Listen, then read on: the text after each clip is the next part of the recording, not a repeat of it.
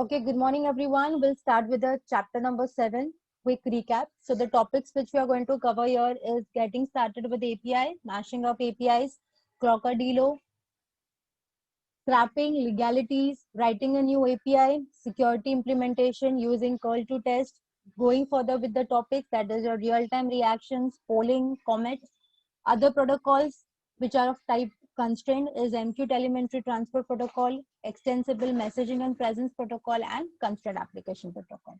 So let's begin. So what is prototyping online components? So as we all know that the prototyping word refers to designing of your early models where you test a concept or process of your actual model which you intend to build.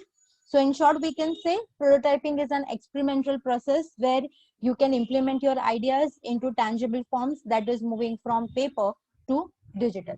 So the online components word here refers to integrating your APIs into your prototypes because we need to make our prototypes responsive, we need to make them interactive. So for that, we should go with an online components which are available through the means of API and make our prototype interactive and responsive in nature. So let's move to the next. So next is what is API? So when I talk about API, that stands for Application Program Interface, and it is a set of routines, protocols, and tools which really helps you to build your software application. So basically, in short, we can tell that APIs specifies how your software components will interact with each other. The most common APIs are GUI APIs, that is graphical user interface, and this you can see into your iOS, wherein you can make any response and accordingly make any request and accordingly you will get a response back. So that are of type GUI APIs, wherein you're going to give your request or you're going to give your inputs by touching the screen through with respect to GUI and accordingly it will respond you back. So when I talk about API, they are messengers that delivers your request to the provider that you are requesting it and deliver the response back to you. So it is your request and reply mechanism and it will help you to get the responses back. So the most common web service APIs which are used and which we are going to see into our next topics ahead which are coming is your SOAP, XML RPC, JSON RPC and REST. Okay, so here over your screens you can see a diagrammatic representation of API wherein you have your server that is nothing but a data source. You have a client which you have type desktop that was from mobile phone or through any messengers or through other applications, and your request and response mechanism where the client will request to the server or data source and server will reply back in to the client. Here you have various web services standards which we all know, that is whenever you're connecting your client and server, they are web services which are working to help have a seamlessly communication you can say or interaction between your client and server, that is with the help of service standards, that is XML, JSON, HTTP and so on. Okay, so these are the web services which are used which will help you to communicate within your client and server in through the traditional methods of working of API, that is HTTP request and HTTP response. Let's move to the next. Next is getting started with API. So here you are going to understand that whenever you are thinking of making an API, you need to have some series of tasks.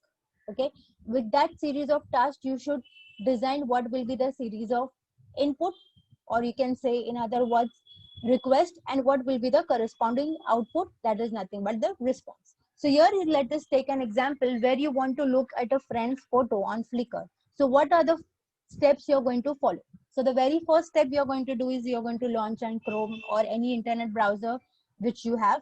Then second, you will search for the Flickr website by going it over the Google and click on the link. Step 3 will be you will type your username and password wherein you will log in into the Flickr account. Fourth, you will look at the page and click on the contacts link. Fifth, click on the few more links to page through the list of contacts which you are looking for.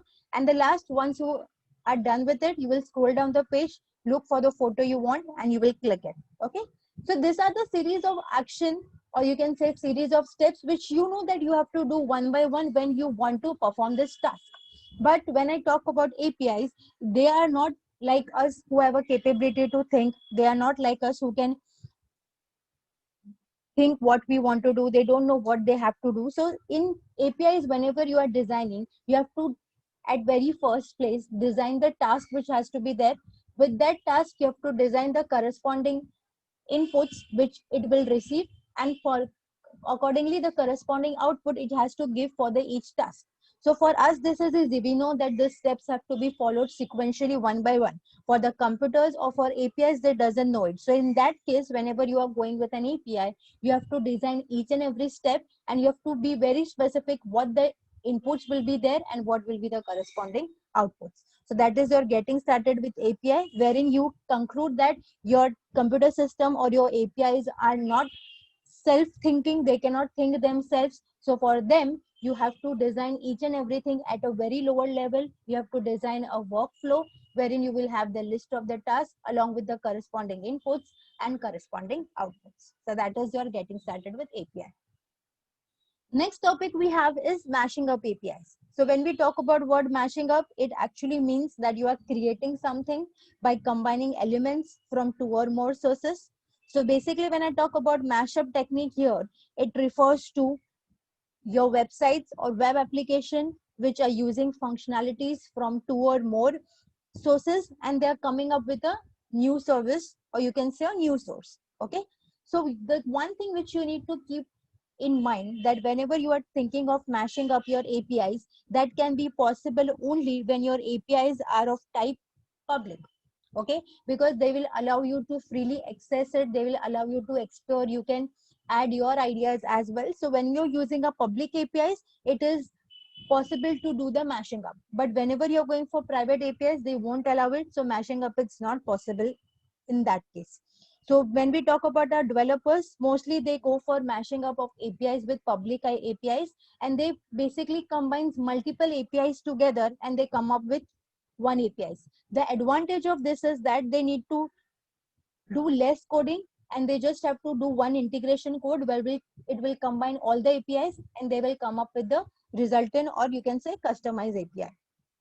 So with this mashing up APIs, it becomes very easy to combine it, to come up with a new APIs and to have a new services with respect to your APIs. Next, we have scrapping. So when we talk about scrapping, here we refer to web scrapping. So which is a process which will help you to extract, you can say gather the information from multiple sites on the internet, and then you can use that information for a different purpose. Okay, so as we all know that our websites have a lot of enormous data into it, okay, which is saved either into the cookies or it is saved at many places. So basically web scraping is a task which will help you to take that data and try to find the valuable, or you can say beneficial information from it. Okay, so there are many web scraping softwares which are available wherein you have to run them. That softwares are nothing but your APIs which you can run them, and you can take the information which is stored into this websites.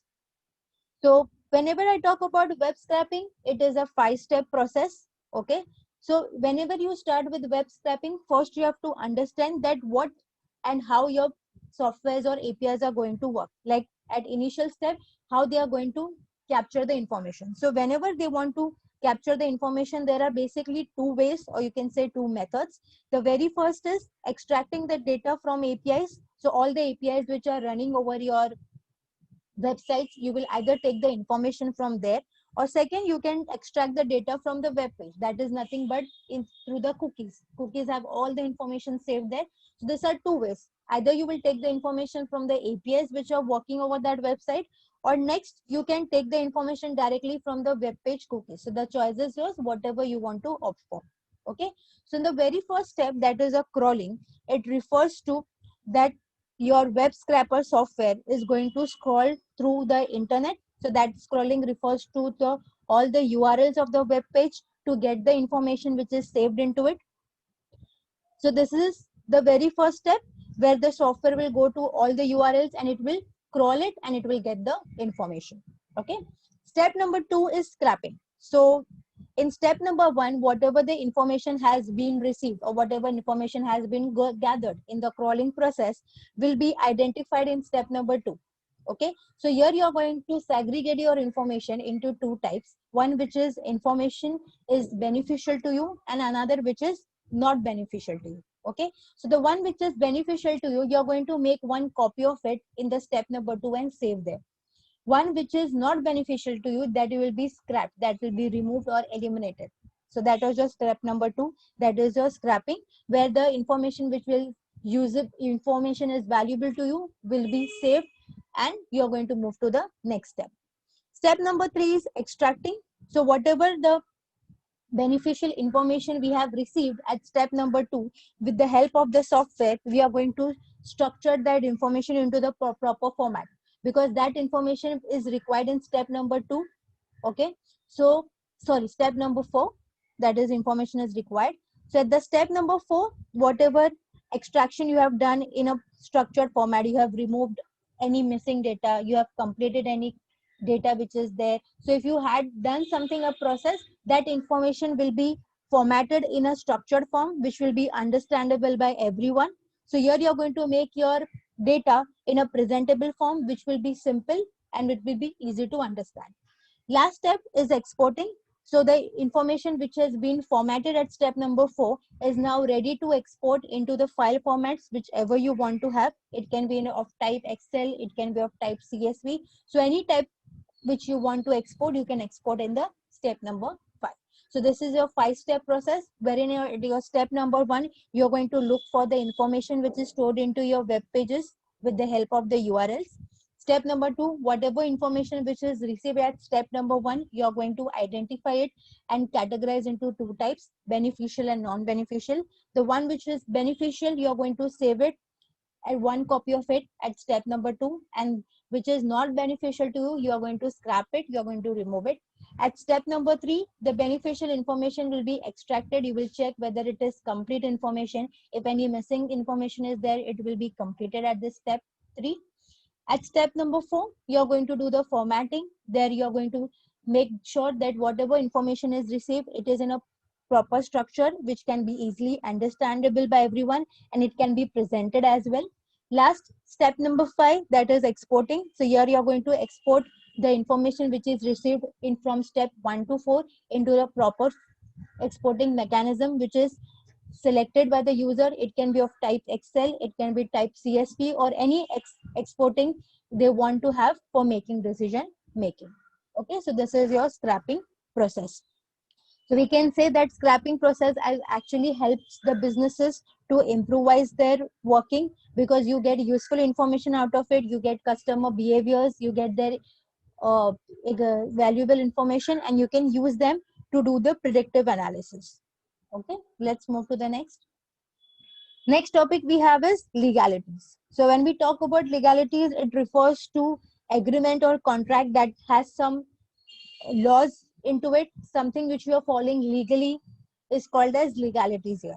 Okay, so when I talk about IoT devices, to be very honest, there are the three legal issues which are categorized here. The very first is discrimination, second is privacy, and third is consent.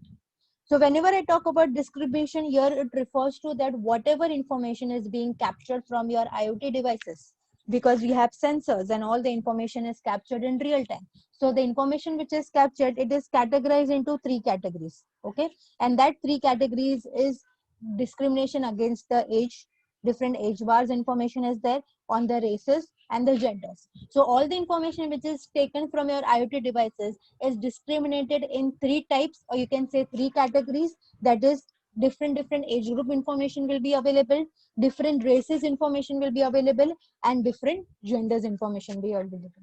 So that is your discrimination. Second is privacy. As we all know that privacy refers to the information which has to be private to you. It should not be public. It should be something which should be just between you and nobody else. But to be very saddened to tell is that the IoT devices doesn't come up with privacy. All the information which is taken from you without your consent is being shared with different third-party applications, different platforms which actually use their information, and we really don't know how they use our information. So when we talk about privacy, this is something which is yet not into our IoT devices, and we just believe that in the next coming years, all the IoT devices will have some privacy concerns into it, so that all the information which is being captured from these devices, it's just between us and it is not shared between the third party apps. Because when I talk about privacy, it is privacy information, it is prone to many security flaws, and at times it exposed to hacking as well. So your information need to be privately saved into the devices, it has to be in encrypted form, and there has to be different mechanism to protect your information. Last is concern. As we all know that there is no concerned mechanism into your IoT devices. All the information is saved without your consent. You even don't know at times that what information is being captured by this apps and it is shared through which mediums. So the consent is something which is absent in your IoT devices.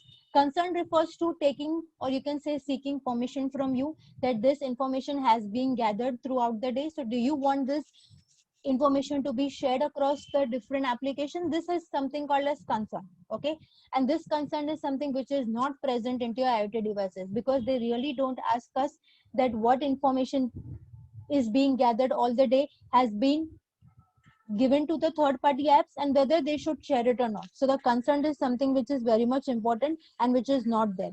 Okay, all the information which is taken from us actually requires our consent, our permission, that whether you want it to share with other applications or not, and this is not there here.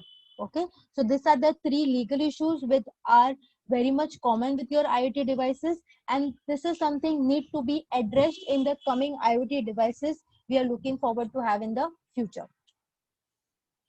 Let's move to the next. Next, we have a Clocodilo. So Clocodilo is nothing but an customized API which has been designed. Okay, so basically it is an internet connected task timer where the user can set a dial to number of minutes and the timer ticks down until the task is completed.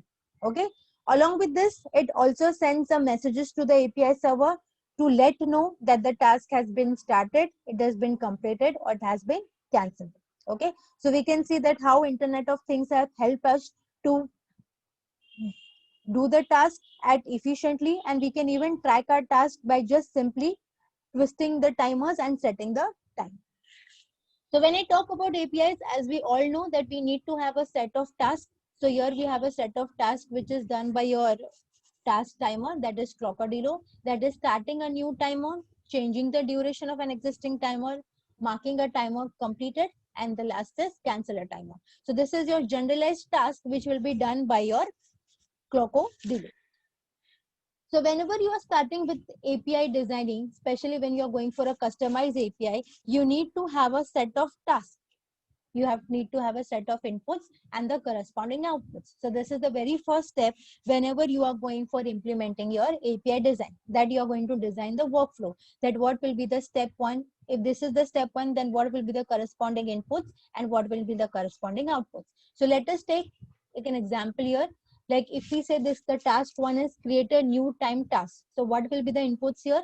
The user details, the timer duration, and the output will be the timer ID, wherein you have created the task at what time. Second, change the duration of time task. So the inputs here required is user details, timer ID, and new duration. The output will be okay. So you can change the duration of the time task if you want to have a new duration. Third, mark timer completed. So here you need input, that is user details, timer ID, and okay, that the timer task has been marked and has been completed. Fourth, cancel timer. So inputs again the same here. You need user details, timer ID, and okay, that the timer has been cancelled. Next task, describe the time task. So here you need user details, timer ID, and the description. So once you are done with this, you will get an output that is okay, and you will get the description of your time task. 6, get the list of the timer. So here you need inputs, that is user details, and you will get all the list of the timer IDs which are being currently connected at that particular moment. Because it is an interconnected task timer, so there will be many users connecting at a single point of time. Last is 7, that is get information about the timer. So if you want to get an information, then you need inputs, that is user details, the timer ID, and once you are done, the output will be the description, at what time you have created your task, and what is the current status. Okay. Next, we can see that we have just designed the workflow. We need to have a security implementation into it as well. Because when I talk about APIs, these are internet connected APIs, and there will be many computers or many anonymous devices connected at a single point of time. So we really need to take care of security implementations with respect to API. And for that, we had added one more task, that is authentication, or you can say one more module that will help you to have a security implementation over all the tasks which you are doing over a different devices. So here you can see with an authentication mechanism, we are actually adding a MAC address or the user ID password of the users who are using the Crocodilo task time. Okay.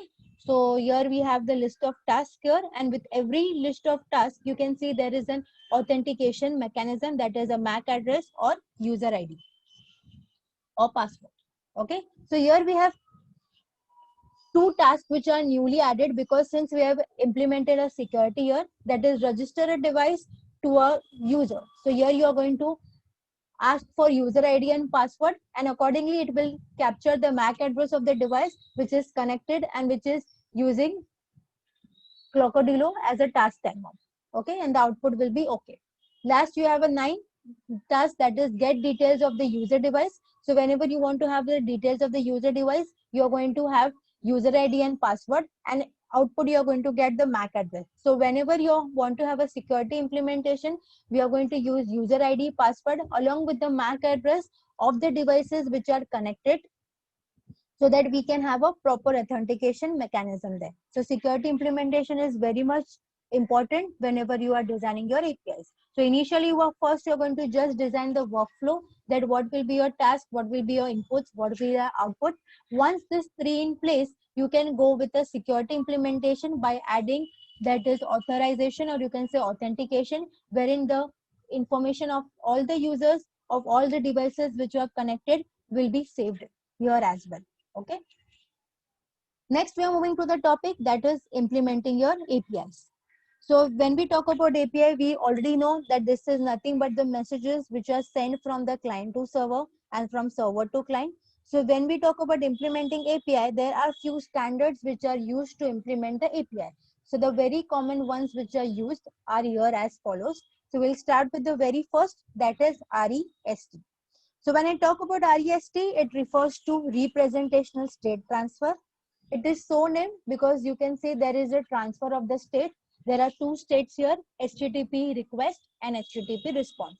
So here in REST, you have your client and server, wherein the client will always make a request which will be of type HTTP, that is Hypertext Transfer Protocol. Similarly, the server will also reply back to the client with HTTP response. So this is your traditional method wherein the client will make a request and the server will reply back.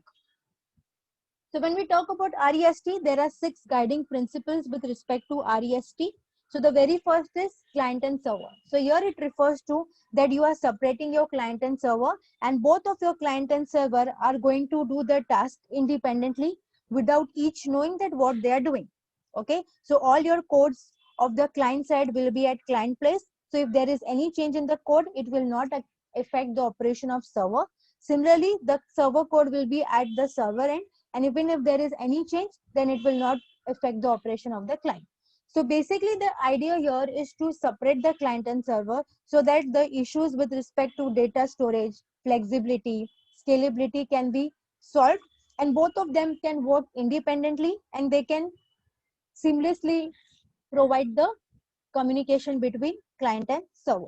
So this separation actually have helped both the client and server to make the communication easy and faster as well, because they want to communicate in real time. So separation is very much important. Second is stateless. So when I talk about stateless, it refers to that whatever communication which is made from the client to server or server to client will be of nature stateless, where both of them are not going to save any information whatever they have communicated. Okay, so none of them is going to save any information which they have communicated through the process. Only the client side, there will be the session information which will have session ID along with the session details, that when the session has started and when the session has ended. Apart from that, there will be no information saved either on the client side or either on the server side. Just the session information will be saved, and that will be also on the client side. So the stateless here refers to the communication which is taking place from the client and server. Both of them will not save any of the states into their system. Okay. Third is cacheable. So here it refers to the cache memory of both the client and server. So with this cache memory, both the client and server can make implicit or explicit request or response, and which will be very quick because of the cache memory, and they will help to have an improvised interactions. You can say the efficiency and scalability can also be increased since they both of them they have their own cache memory. Fourth, uniform interface. So uniform interface here refers to that both the client and server are communicating with each other with a uniform, that is a standard interface. And in REST, the standard interface is nothing but is your web pages. So both the client and server are communicating with each other with the help of the web page. All the resources are being requested and being response back with the help of the web pages. Next, fifth, we have a layered system. So when I talk about layer system, that is nothing but a one added layer between your client and server. So over the diagrams, you can see that there is an internet layer which is being added between your client and server. And with this internet layer, it has become very easy for client and server to communicate with each other in real time. So this has actually made the communication faster, easier, and interactive as well. Last, sixth, code on demand. So this is something which is optional in nature. So code on demand here refers to that if clients wants to download or execute the codes that can be of type applets or script can be possible on the client side. With this feature, many of the pre-implemented tasks which used to be done at the client side initially has been reduced, and it has actually added up to extensibility with respect to the client code at the client side. So these are your 6 guiding principle of REST. So you have to make sure that whenever you are using REST as a standard for implementing APIs, you need to take care of this 6 guiding principles. Next, we have HTTP request. So when we talk about HTTP request, it is of 4 types. So whenever there is any request, there is any interaction of resources in REST system, it is of type 4. That is, the first type is your get method, wherein if you want to get any resource or any resources in your REST system, then you can use a get method. So with this, you have to specify the resource ID, which resources you want to have. So this is the request which will be always made from a client to server for the resources along with the resource ID. If any resource has to be posted, then you will use a post method. Any resource has to be updated, then we'll do it with the put method. We need to have a resource ID as well because there are many resources on the server side. So we have to be very specific that which resource we need to update. Last is delete. So if you want to delete any resource along with the resource ID, you can delete it. Okay. So these are your 4 HTTP requested, which is done into your REST system. Next, we have JSON RPC, which is a second method of implementing your APIs. So when we talk about JSON, it refers to JavaScript object notation. It is a remote procedural call which is encoded into the JSON language. And basically, the reason of using this API is that it will give you notifications for all the calls which are made from client to server. Even if there are some calls which have not been connected, which have remained unanswered, all the notifications will be given with your JSON RPC. So this is your second method. Third, we have XML RPC. So XML stands for Extended Markup Language, and RPC is a remote procedural call. So here you're going to make a remote procedural call which will be encoded in XML language. So this is something which is an older technology and it has been efficiently used since years. XML is a platform independent, so mostly people opt for this standard for implementing the APIs because it actually helps you to transmit your complex information, you can say process your information. It actually helps you to integrate with different computing environments as well. So if you're using XML RPC, it will help you to have a quick communication between your client and server. So mostly all your connections which is taking place you with the help of the APIs is of type XML RPC, because it allows you to have a remote procedural call in a lesser time, and it will help you to have a seamless communication as well. Let's move to the next. We have SOAP. This is the last method. So when I talk about SOAP, it stands for Simple Object Access Protocol. Again, here it is XML based messaging protocol is used, which will help you to exchange the information among the computers. So it is a communication protocol wherein you will communicate with the help of the internet or the network. You can see the diagram over your screen. It uses HTTP for XML messaging. It helps you to have a data transport with the services which has it available into it. So whenever you want to communicate with SOAP, there will be a client and server. There is something called a SOAP body, where you are going to have the messages which you want to send over the internet. The messages which you're going to write into your SOAP body will be of type XML. Okay.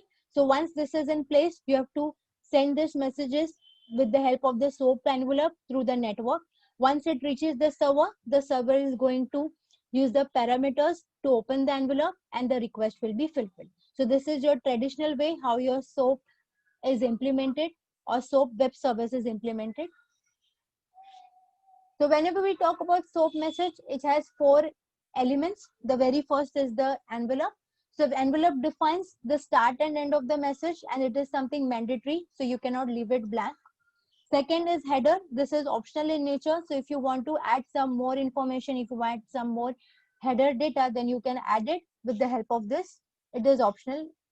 Third, we have body. So it contains the actual message which you're going to send. So this is mandatory. You cannot leave it blank. And the last is fault. So if you want to add and information related to errors which you see which is actually occurring all the time when you are processing the message, then you can add that error message in the fault section. This is again optional in nature. So whenever you are designing a SOAP message, you need to take care that envelope and body is important and you cannot leave it blank. So this is an example of your SOAP architecture, okay, wherein you can see the very first line is your XML version, which says that what XML version you are using. Second is your SOAP envelope, wherein you are going to write the web address where you will going to include it. If you want to encode it, then you can use encoding style. Then you have a SOAP header, which is optional in nature. If you want to have an additional information to be added, then you can add into this header section. Next, you have a body open close. So here you're going to write the actual message which you're going to request from your server. If there is any fault information, any error message information, you can include it into the open close of the fault. Okay. And last is the closing of your envelope. Once your message is ready, you can send it over the network to the server, and accordingly, once the server will receive with the parameters, it will decrypt the envelope and it will fulfill your request. So this is your SOAP architecture. So the 4 methods which are used for implementing your APIs are REST, JSON RPC, XML RPC, and SOAP.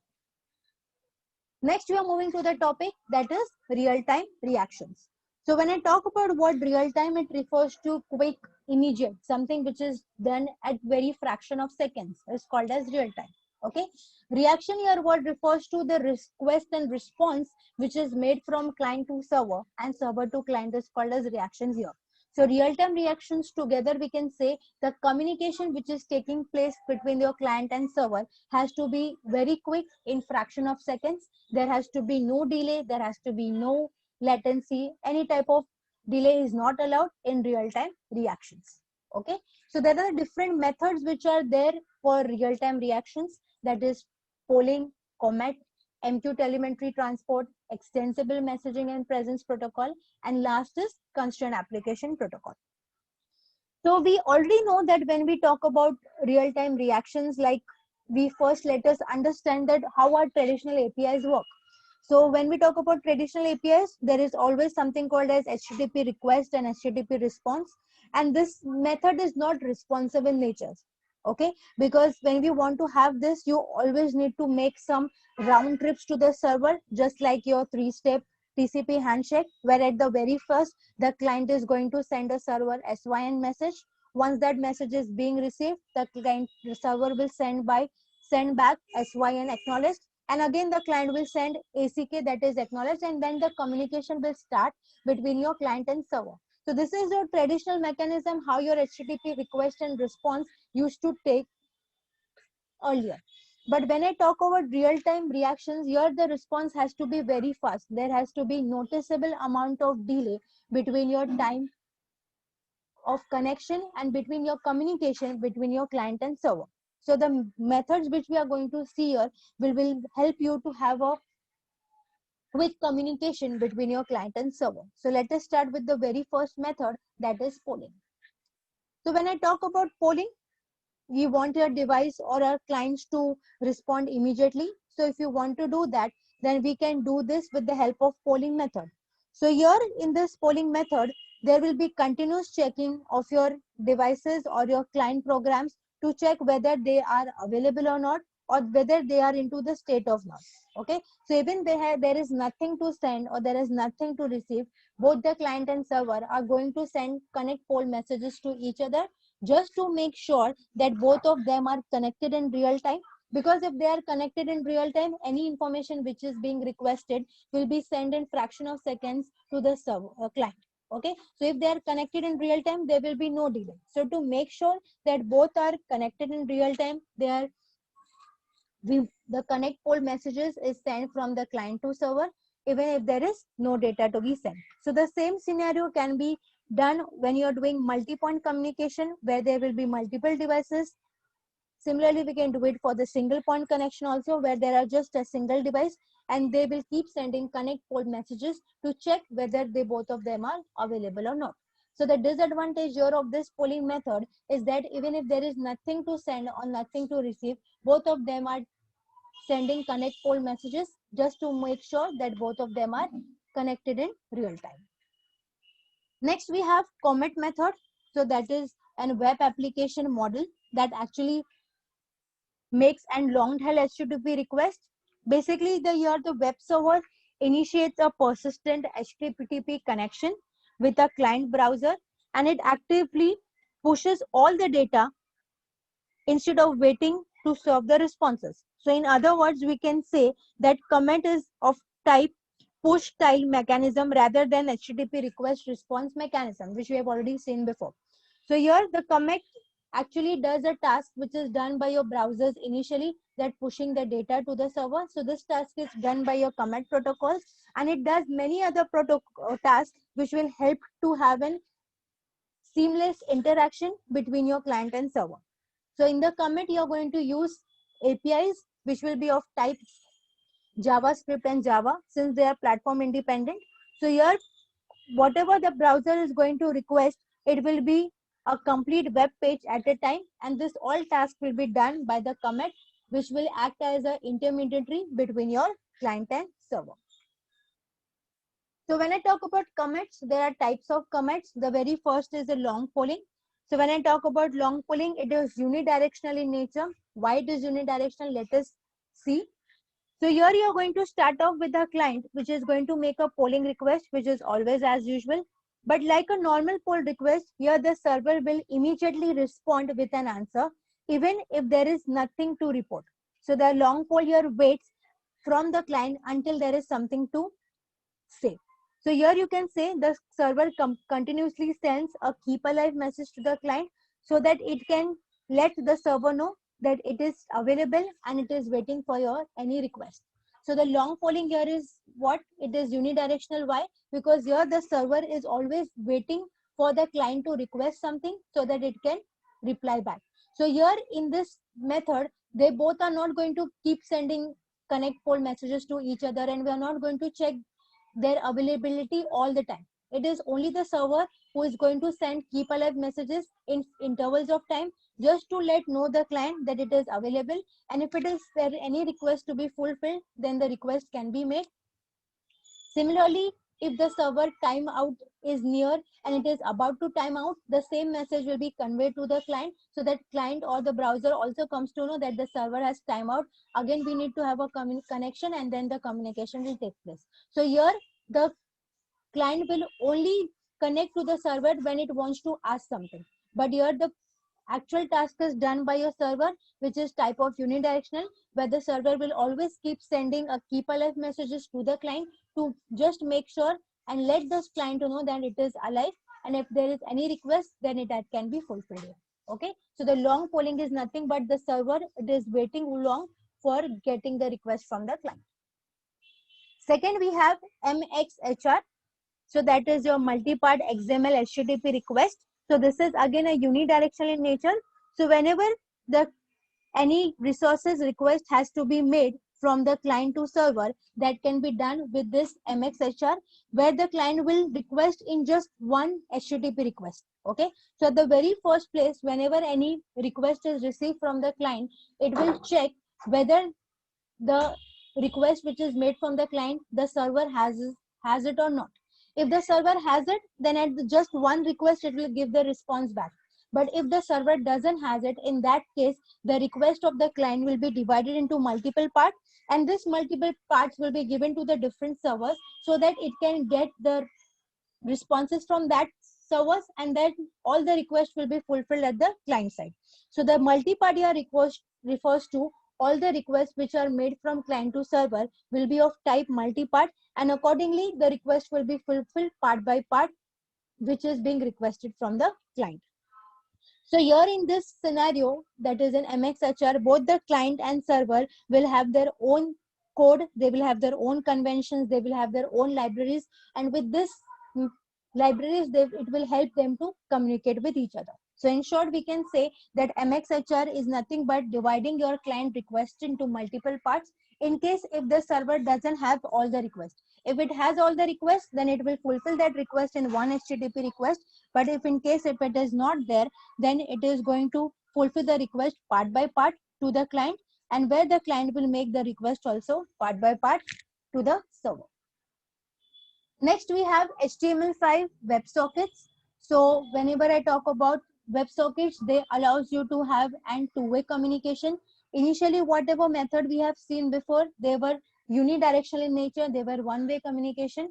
But with the WebSockets, you can have two-way communication. So your HTML5 act as a bridge between your IoT devices and your WebSockets. And as we all know, all our IoT devices demands reliability. They want real-time communication as they use sensors. So here you cannot have delay. Here you need to have a real-time communication. So with the WebSocket, which is a bi-directional communication protocol, you can have a real-time communication. It also allows you to have a full duplex communication, that is nothing but two-way communication, where the client server both can send and receive. They can have a two-way communication with each other. So with this WebSocket, there is a single socket between the client and server, and with this single socket, both the client and server are going to communicate with each other. So we can see over your screen, there is a client who has made a handshake, that is nothing but ask for the connection to be with the server. The server replies back, the connection is open. Then there is a bi-directional communication between your client and servers. They are communicating with each other. The communication which is here is open and persistent. Why it is persistent? Because here we are going to use a socket, and socket assures that both the communication is going to be persistent.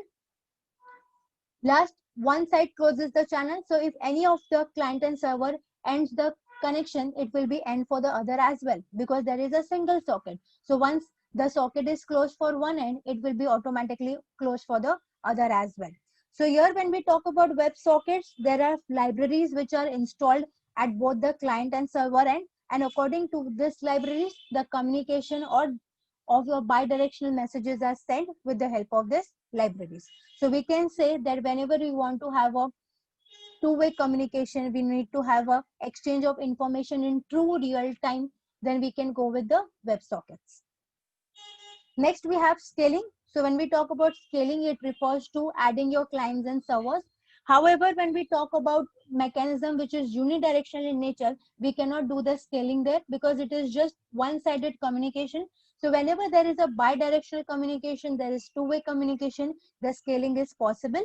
So when we talk about HTML5 WebSockets, there you can easily add clients, you can easily add servers, and there can be a interactive and communicative communication between your client and server. So the scaling is possible when we talk about two directional or along with the WebSockets. However, in other methods which we have seen previously, that is your commit, the polling, in that case the scaling is not possible because it is unidirectional in nature. The communication is not bidirectional. So with WebSockets the scaling is possible. Next we are moving to the other protocols. So it is so named as other protocols because the devices here which are there will be of type constraint. So when I talk about constraint devices, these are those devices which are small in nature. They have limited CPUs, they have limited memories, the power resources are also low. That is why they are called as constraint devices, and so here the category names other protocols. So here we are going to start with the very first method, that is MQ telemetry transport. So the word MQ here refers to message queuing. So when we talk about telemetry, it is nothing but an automatic measurement where there is a wireless transmission taking place along with your remote sources. So when we talk about MQ telemetry transport protocol, it is a lightweight messaging protocol and that allows resource constrained network clients to distribute their information. So the important point here is that your clients which you are going to connect with your server will be of type resource constraint. So when we talk about resource constrained devices in telemetry transport, they are going to communicate with each other using a communication pattern that is of type publish and subscribe. So whenever the client is requesting something to the server or broker, it is going to do it with the publish method, that is nothing but request in traditional methods. Similarly, when the broker or server gives the request back to the client, that is done with the subscribe method. So in traditional method, we usually called it as response. Okay. So this is the mechanism which is used for communicating between your clients and server. So here in this example, you can see that there is a broker or client which has some information saved into it, which is topic wise. All the clients can request to the broker with the publish method, and similarly with the subscribe method, the server or broker can respond back. Message queuing here refers to that as the order in which the message will be received, the request will be fulfilled. So as soon as we have the messages received, as soon as we get the published methods, according to the published methods order, the broker or the server will fulfill the request. Since it is a wireless transport protocol, so there is a possibility that there will be a connection loss between your client and server. So whenever there is a connection loss from the client side, okay, so in that case the broker or the server will be automatically broken because it doesn't have the client. So where it will communicate the information, whom it will send the information, then in that case the both of them will be disconnected. However, the client again has to communicate or connect with the broker and the new request will be fulfilled. Okay.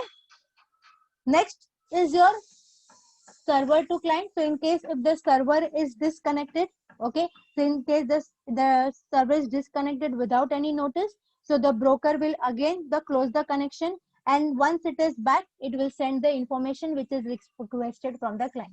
So this is your client and server architecture where both your client and server are going to communicate with each other using publish and subscribe method. The point important here is to note that here the devices which we are using will be of type constraint. All your clients will be constraint devices here. Okay. Next, we are moving to the next other protocol, that is your extensible messaging and presence protocol. So whenever we talk about this type of messaging, it is a protocol where you're going to have a real-time communication between your client and server. So this is just like your instant messaging protocol where both your client and server are going to communicate with each other. So when we talk about instant messaging protocol, you should always remember your applications like WhatsApp, where there will be multiple clients and there are going to be multiple servers. So when we talk about XMPP, let's break down this into different parts. So extensible here refers to that it is an open source standard. Here you can develop your application. You can easily add or accommodate more clients or more servers. That is called as extensible. Extensible means you can easily add. Messaging is nothing but a piece of the code, okay, which is going to be sent between your clients and servers. So that is your messaging here. So in this scenario, when we talk about this, all the messages are being pushed to your client servers, and accordingly the request will be fulfilled. Next, we have presence. So when I talk about presence, it indicates the server, whether they are online, offline, or busy. So presence basically determines the state, whether the server is ready to receive messages or not. Last is protocol. So this is then a protocol, that is a set of rules, or you can say standards, which help you to communicate between your client and server. So basically, these are the protocols which are used to exchange the information, which will be of type real time. There will be clients and servers, and with this they are going to communicate with each other. So when we talk about basic requirements which are required for any instant messaging protocol, that is the very first, they should be able to send and receive messages with other users. They should be able to check the status of other users, whether they are online or not, they are busy, they are offline, whatever it is. They should be able to manage the contact list. They can easily add people to the group. They can easily remove the people from the group. Last, block communication. You can also block the communication if you don't want to receive any message from a specific user. So that can be possible into your environment, which you talk about instant messaging. Just take an example of your WhatsApp group, wherein you can send and receive messages to all the users. You can check their present status. You can manage the context. You can add, you can remove, you can block as well. So that is the extensible messaging protocol, where there will be a real-time communication between your client and server. So here in this example, you can see there is a Mike and there is Ole. Both of them are communicating with each other in the real time. There is also called as Heather, where is nothing but a member of the group. He is sending the messages and he logs out suddenly. So this is the environment where multiple clients and multiple servers are there, and they both are communicating with each other, sharing the information, forwarding the information, and at times they can share their presence also, that whether they are online, they are offline, or they are busy. Last category is constraint application protocols. So these are those protocols which will help constraint devices to have communication. Constraint devices are those devices which have limited resources, they have limited RAM size, processors. So they come up with some sort of limitation, and these limitations can be overcome with using this protocol. So in short, we can say that with this constraint application protocols, all the devices which have some sort of constraint can be also able to communicate with each other. Okay, so it works on the REST traditional mechanism, where there will be HTTP request and HTTP response. So there is a proxy server, and with that proxy server, all your constraint devices are going to be connected, and with that they are going to fulfill all the requested which are made from your constraint devices with the medium client and through the server. So when I talk about constraint application protocols, these are all the protocols which will suffer for some sort of limitations, and with that limitations, they are able to communicate with each other. So here in this constraint application protocol, you can either use TCP/IP protocols for communication, or either you can use UDP. But as it is always suggested, don't go for TCP/IP, because they becomes too heavy for this constraint devices, because these devices themselves are already having some limitation. And when I talk about TCP communication, it requires your devices should give so the communication should have acknowledgement for everything which is done from client to server. So this is not a good option with this constraint application protocol. So you should always go for UDP protocol, which doesn't ask for acknowledgement, and you can have a connectionless communication between your devices, because these devices are already constrained. So you cannot add more limitations to it, you cannot add more pressure over it. So with your TCP, it becomes difficult, it becomes too heavy for that. So you should always go for UDP for communication with respect to your constraint application protocols. So it has again the traditional mechanism of REST, where there will be HTTP request and there will be HTTP response, along with the methods which are used for resource accessing, that is nothing but your get method, put method, post and delete method.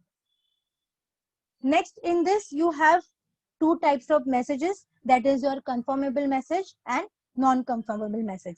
So when I talk about conformable message, it will be of two types, which you can see over your screen.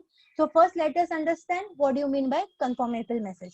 So conformable message are the reliable message where the exchanging of your information between your two endpoints will be guaranteed or will be reliable. So any request of message which is sent from client and server will be acknowledged back, and it will make sure that this is something which has successfully reached the client with an acknowledgement. So here in this, you can first diagram, you can see there is a client and server. Both and client and server are communicating with each other. So the message which is sent from client to server is your conformable message, which is denoted as CON. Along with that, there is an ID. So this is a unique ID which identifies which message is being sent to the server. This message is being acknowledged back along with that ID to the client. So in this way, the client and server are going to communicate with each other, and whatever message which is being confirmed, which is being acknowledged, will be recorded with the help of the ID.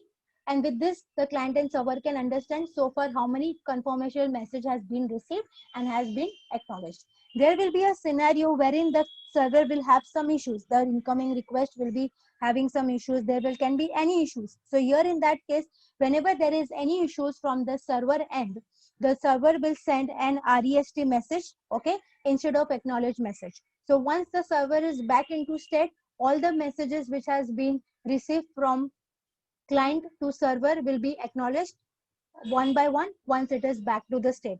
Until unless it is not back to the state, it is going to reply REST message rather than replying an acknowledgement message. So this is the conformable message, which will have two types, where the client and server are in the real time. They will send the confirmation message along with the acknowledgement.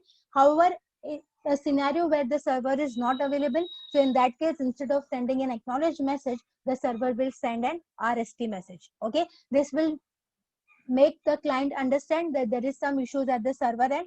Once the server is back, it will give all the conformable messages acknowledgement to the client. Second category is non-conformable, which is self-explanatory. So when I talk about non-conformable messages, these are those messages which doesn't require any acknowledgement from the server. These are the messages which are unreliable, and most of the time they will not contain any critical information. That is why it is of type non-conformable. However, these are those type of the messages which will just read the values from the sensors. That's it. There is no confidential information which is sent in this type of messages. So that is why it is non-conformable type. The important point here is to note that in constant application protocol, even your non-conformable messages which are of type reliable will have a unique ID. Okay, so that's it. Hope everybody have understood this chapter well. That's it for the day. Thank you, everyone.